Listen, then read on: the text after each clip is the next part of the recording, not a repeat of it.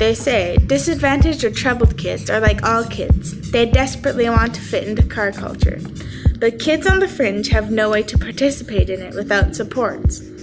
If they don't have transportation at home or money for bus tickets, if they have addiction issues or are negatively influenced by older people, car theft can surface as an alternative that can affect everyone. We've seen it happen. There was a virus of car theft several years ago in Vancouver. It involved and was spread by boys, some of whom were as young as 10 or 12. One theft attracted another, and then another, until small ad hoc gangs of kids were sharing information about how it was done. Naskar's is a unique program that combines go-kart riding and learning mechanics. It's a novel way to put distressed and underprivileged kids in the driver's seat. My name is Joseph Sinclair. I'm 19 years old, and I've been living here in the Raycam complex for basically my whole life. And I've joined the Naskar's program about 3 years ago through staff telling me and through friends telling me that it was a good program to join, to have fun, to learn something new. Joseph Sinclair remembers seeing a Fast and Furious movie his last year of elementary school. I just liked the way the cars looked, and I guess that was the cool thing to do, to have a car. But Joe, who is 19 years old now, still does not have a car or a driver's license. Because in the bigger picture of North America, having a car is usual. So wanting but not having one can be ironic to a teenager. But when you grow up in the downtown east side, when your mother has addiction issues and so many children that she can't care for them all, and when you're raised in foster care, it's typical to be without a car and to have no clear idea of when you might be able to afford one. Regardless, Joe had hope. Older friends had nice cars. I believed I could have a nice car. Just seeing them having nice cars all tricked out and stuff like that, then problems arose. I guess for me and a couple of friends when we were going to Raycam, and it was nice and fun to go there, but late at night there was nothing to do. Seeing addicts around and stuff, we were used to it. A rich kid would come and be scared, but it's normal for us. So, it was common for Joe to be with people who had stolen cars before. Eventually, that kind of thing wears off on a vulnerable young person, and he found himself going along for the rides. Joe admits he was behind the wheel on occasions, but he never went out and stole a car by himself. At first it was fear and confusion. I didn't get caught, so I did it again. There was no one there to stop me. I would hang around with older kids that were doing bad acts, but as they did, I learned. So obviously the second time around, I'd be the one breaking the window. They teach and I'd learn, and then the cycle continues. I teach someone else. So, what did he imagine it would be like to drive a car? At first, I thought it would be just racing, just going downtown or on the highway with a fast, hot car with a hot chick beside me. But the reality didn't match the fantasy. We'd just drive around the area in the alleys, around elementary schools, anywhere that seemed quiet, nowhere near downtown. It was an adrenaline rush and blood pump. Sometimes we'd be panicking. We'd bump into something and everyone gets out the door and poof, we'll be gone. Joe came close to getting caught a couple of times, but fast legs prevented that. The staff members didn't view us as just bad, young kids going out stealing cars on purpose. They connected to us through our personalities. I didn't tell them, but they had insight. I'd have one good mentor. I'd go through something and break it off. And then there would be a new person that would understand. I could always find help, but it would take me a while to ask for it. For me, it was kind of like not manly, or it would take my pride, I guess. Joe points to the downtown east side environment and the loyalty he felt toward his peers as reasons for getting into trouble. But he's come to terms with that, learned some lessons, and has a passionate affection for his neighborhood. I'm more quiet, more thoughtful. I like my personal space to think over what I like to do. I could see things in society, how everyone is always following someone. I started changing from doing bad acts to doing good ones. I figured things out. I I'd say I've achieved not to be in jail right now, to go to school. I have some knowledge in life, to take advice given, being a smarter person. There is always somebody that wants to help you, even if you don't know them. Don't be afraid to let them help you, because you never know what doors will open. Joe says he wouldn't be in school now if the instructors from Naskar's didn't know him. Developing those relationships gave him confidence to cope with all of the reading a body shop course requires. They know me and I'm doing it. I guess it's like when someone is younger, you give positive advice. You want them to do their best. You want to try to make them the perfect you so that they can become the way they want to be, if that makes sense. All of which is to say that Joe appreciates the investment Raycam and VCC staff have made in him. He understands that his achievements are both his and their rewards. And now Joe knows that his experiences and stories are life lessons that he can share. You could say this new cycle is driving Joe's future. When youth attend NASCARs, they are exposed to the world in which the rest of us live. They aren't excluded anymore. They're included in what the rest of us take for granted. Things like what we think we can be when we grow up. The program is built on the premise that if troubled youth can see, are offered and have the support for healthy opportunities, they will take them. And the initial hope was simple: put out a brush fire of downtown East Side car thefts by offering an alluring alternative and bring those kids into mainstream car culture. NASCARs could provide a healthy distraction from joyriding, and maybe the kids would parlay their interest in cars and new skills to work in that field one day. NASCARs has accomplished far more than that. Today, it's manufacturing culinary, aesthetics, and paramedic college students, as well as welding and auto finishing ones. Sergeant Tim Houchin of the Vancouver Police Department, who has been promoted from detective since NASCAR's inception, tells of a 15-year-old youth he plans to help navigate into training for the job. He's Aboriginal, so he can do the Aboriginal cadet program once he gets just a little bit older. He's still in school. He wants to go to school now. They see the end product of getting an education for the better. For the first time, they see the benefits. Being there in a college is not so scary. High school is extremely structured, and it drove these kids away. The way we do it works way better. It works for them. Vince is a NASCAR alumni. He is taking welding at BCIT. He was exposed to hands-on welding and decided to pursue it. Our program bridged him to college.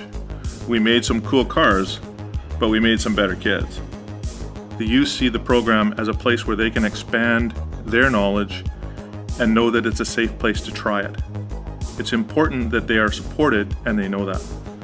When you're talking to these kids, their level of understanding, it's a lot deeper than what you would see in an average kid. They know something about the world and how they don't fit into it. And sometimes it's those things that drive them to do what they do. When you look at a Cobra, it starts with little pieces of sheet metal being applied. And then when you see the car in a finished state, the kids are in a finished state too. They accomplished it. They built it. They built up the car. We built up the kids. And it's through this process of working together on a common goal that relationships have evolved. Experienced youth workers and seasoned officers such as Vasilevich and Houchin know it's not enough to develop a social service for troubled youth. To make a real difference, one has to compete for that youth with peer pressure, as well as predators, pimps, pushers, and thieves. It proves that you can make a difference with little things. Don't try to force the relationship, it will come. Do the right thing, and it will pay off, and that's what's happening. This is the right thing to do for these kids, and it pays off. Raycam Community Center reached out, and Sergeant Tim Houchin was first to step up and sell the idea internally to the Vancouver Police Department. The culture these kids live in hate the police. As a part of their persona, they develop that as well. I see some of them who self-sabotage their own goals and their own future because they don't want to get away from the street creds. They're afraid of it. They don't want to leave the comfort zone because they don't know what will happen to replace it. ICBC and Vancouver Community College joined soon after. The results have been rewarding, not just awarding.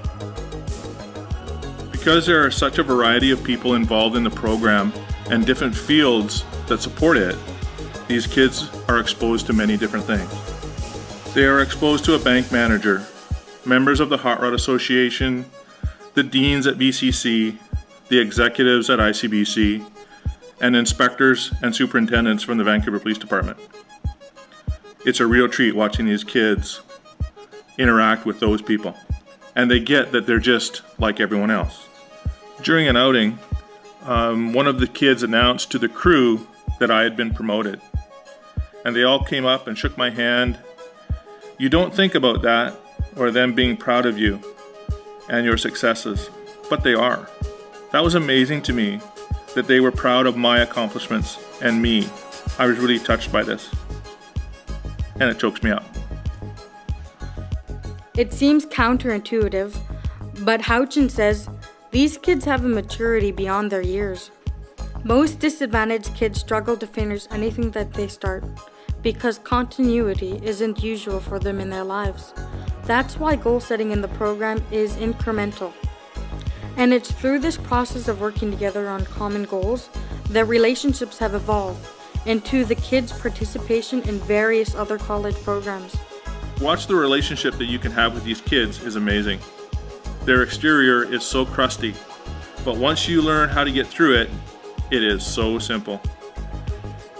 Their protective mechanisms are so functional when they first come, but when you see them leave, it's just not that way. Respect, it's the currency. For Rory Morrison, the learning curve was nearly a vertical line. Unlike NASCAR's coordinator Alex Vasilovich and VPD Sergeant Tim Houchin, he didn't have experience with downtown East Side dynamics or the youth who live there. What he didn't have in understanding, he made up for with willingness. This sounds like a neat thing. I love cars. This is my career and I wanted to see more youth involved in these types of projects. We would be building cool cars. 90% of my life in cars is doing it for the money, and this is something where I got to do fun, cool things.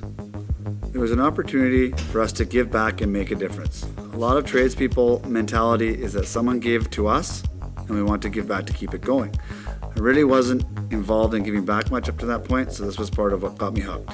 This is a unique way to bolster interest in the trades and to help people who aren't exposed to them and who aren't getting this or other opportunities in their lives. The first program, to understate it, was eye-opening. When Vasilovich and Houchin approached him with the NASCAR's idea, Morrison was transitioning into his administrative job but was still instructing as he had been for about 3 years. The concept, Morrison says, was great. Myself and one of the other instructors, I don't know if it was ignorance or stupidity, we decided to teach in a traditional manner. We were going to teach them about safety. They would sit down quietly and learn. After Alex took them all home, we sat down and said, what do we do now? We threw coveralls on them, threw them out to the shop, and put things in their hands that they could focus on. We made sure they were careful and taught them our stuff in a non-traditional way. We had no idea what was going to happen, but it kind of just worked. Morrison can't point to a single moment or even a period of time when he dropped his shoulders and felt more confident in this unfamiliar dynamic. It just happened organically. I have a better respect for where these youth are coming from and for their challenges. Do I have a lot of time to donate to these kids? No. But if any one of them ever asked me to help, I'd be there, and I have a lot of respect for them that I didn't have before. Before as an instructor, I'd say, you do this, you do that. If you don't want to be here, you don't have to be here. But with these kids, you had to have patience to let them find their way. You have to give a little bit of freedom for them. Before, I would be more of a boss to all of our students. In 4 years, I haven't noticed one thing gone missing from these kids. They haven't stolen one thing from us. Our traditional kids steal things from us, and we've caught them on Craigslist trying to sell our stuff. Not with the NASCAR's kids. If they break something, they tell us. I don't think that they want to steal anything from us because they're in a good place. And why would they want to ruin it? I leave my office door open, everything is unlocked, and I don't think twice about it. VCC. We are a community college. we were in the community and had this to give to the community. We have some pretty cool things happening. Nobody else in Canada is doing this, building kit cars and raffling them off. It's a unique thing that we're doing, and we want to keep it as a long-term program. And a lot of that depends on continued funding. Raycamp Community Center did the heavy funding lifting for the first 2 years, and VCC has done it for the past 2. For a traditional program to run as many hours as this one does every year, we get a whole lot of funding. But for this program, we don't get that money, so we have to raise it. If it weren't for Van City, that even changed its funding model to accommodate us, we couldn't have done what we've done. Because of continuous supporters like it, we're starting to build things to sustain the program. And it's worth working for, because it improves lives, and these kids deserve it. Indeed, they do. My name is Dennis Saint-Aubin. I'm a program manager for ICBC, working on autocrime strategies. I'm of a generation that's going to be retiring. We're the baby boomers. There's the generation coming up behind us. There's a lot more of us retiring than are coming up. To me, every child is an asset. Every person coming up in this country is somebody that can contribute to society, somebody that we need to contribute to society. To neglect someone, to have them turn into a thief, to have them get into drugs and to waste their life, that's a waste for everyone. The beauty of a program like this is that it takes kids who might have otherwise been criminals, drug addicts, and it gives them a chance to learn skills that are going to be very marketable. They're going to learn how to fix cars.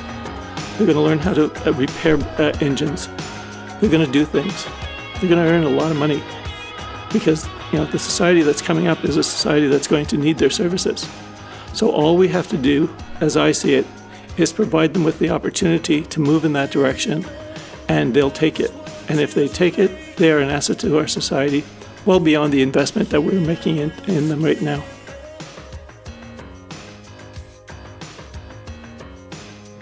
It's a program aimed at kids who might be headed down the wrong road. The Vancouver Police, in conjunction with Vancouver Community College and an East Side Community Centre, are helping a group of teens build their lives by rebuilding old cars. CTV's Dave Pinton has the story.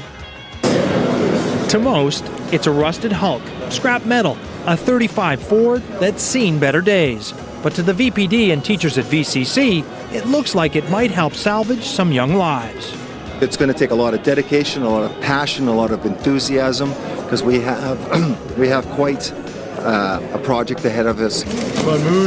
And by us, he means them, a group of at-risk kids who are going to turn this into this. It's a new program called Naskarz. The kids came up with a catchy name, and it stands for Never Again Steal Cars.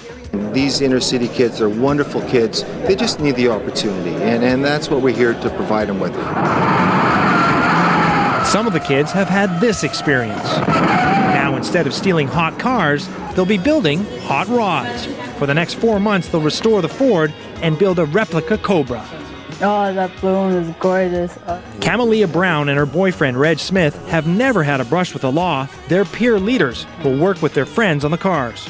We're going to be building the engines straight from the ground, and then painting the car. It's all rusty and everything too. The idea is to give the kids a new set of mechanical and life skills. Feeling like giving up sometimes. This will teach me that stuff can happen, that it's good. Keep on going through it. It's a huge job, but Reg says he's ready. Nothing's impossible. I've seen worse cars come up better. Dave Pinton, CTV News, Vancouver.